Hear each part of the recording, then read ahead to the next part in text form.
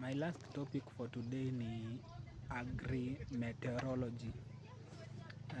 A very long term, a very heavy term, but agri-meteorology typically is the study of weather and its relation to agriculture.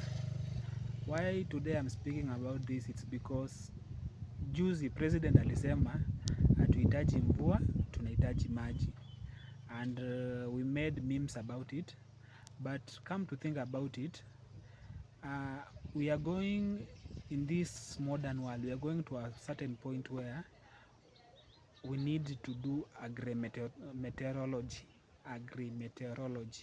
where you study the weather patterns before considering which type of agriculture you are going to do.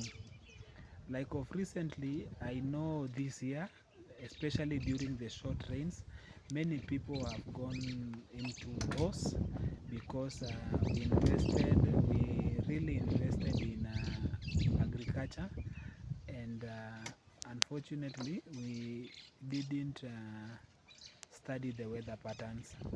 So the rains, they were short, it was drought, and watu wengi wamejipata wameenda hasara. So please, any farmer, it is time that you invest in agri-meteorology.